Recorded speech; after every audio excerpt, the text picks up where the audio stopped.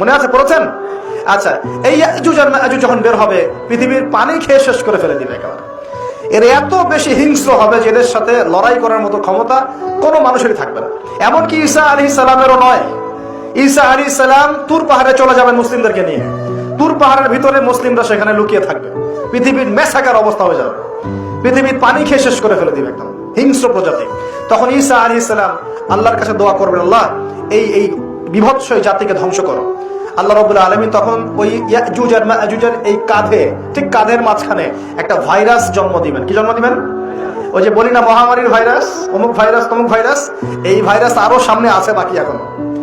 ওই ভাইরাসে, ওই পোকায়, ওই ব্যাকটেরিয়া বা যেটাই হোক আল্লাহ পাক যাই দিবেন, এতে করে ইয়াজুজ আর মাজুজের পুরো প্রজাতি ধপধপ ধপধপ করে মারা যাবে। মানে এটা ছোঁয়াচে রোগ হবে। কি রোগ হবে?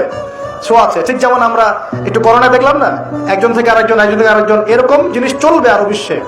আর এখনকার নতুন রিসার্চ হচ্ছে ওই সাইবেরিয়া অঞ্চলের যে বরফগুলো আছে না, ওর নিচে এই 1 লাখ বছর, 1.5 লাখ বছর, 2 লাখ বছর আগের ভাইরাসগুলো নতুন করে জায়গা শুরু করেছে এখন। হ্যাঁ, এগুলো বিজ্ঞানীরা বলছেন যে এগুলো আবার কোন দিন জানি পৃথিবীতে আত্মপ্রকাশ করা শুরু হয়। সবকিছুই ঘটবে। বিশ্বটার খুব রহস্য আছে, বিশ্বটার অনেক রহস্য আছে। আল্লাহ পাক এগুলো খেলার ছলে সৃষ্টি করেন নাই, পরীক্ষা। লিয়াবলুয়াকুম আইয়ুকুম আহসানু আমালা, আল্লাহ পাক বলেছেন। এরপরে ইয়াজুজ আর মাজুজের সব প্রজাতি মারা যাবে। নবীজি বলছেন জমিনে কোনো জায়গায় ফাঁকা থাকবে না, সমস্ত জায়গাতেই ওদের দেহ পড়ে থাকবে। আল্লাহু আকবার।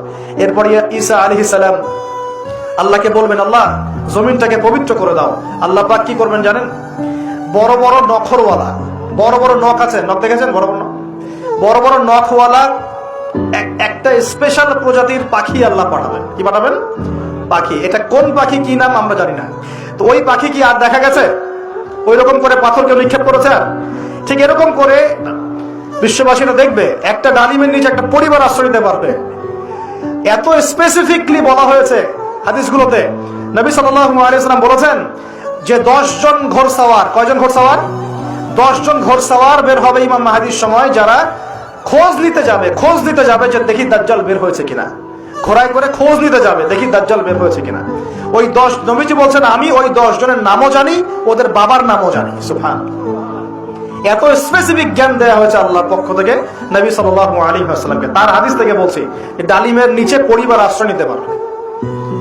তো অনেকে হয়তো হাসবে, কি বলে, উল্টা পাল্টা করে, তাই না? নাস্তিকরা মনে করতে পারে যে হাসবে, আরে হাহারি এক দিয়ে রেখে দেবে। এখন মানুষ ফেসবুকের মতো চিন্তা করে, ফেসবুকের মতো হাসে, ফেসবুকের মতো কাঁদে। মানুষ এখন রোবটিক হয়ে গেছে, ঠিক আছে?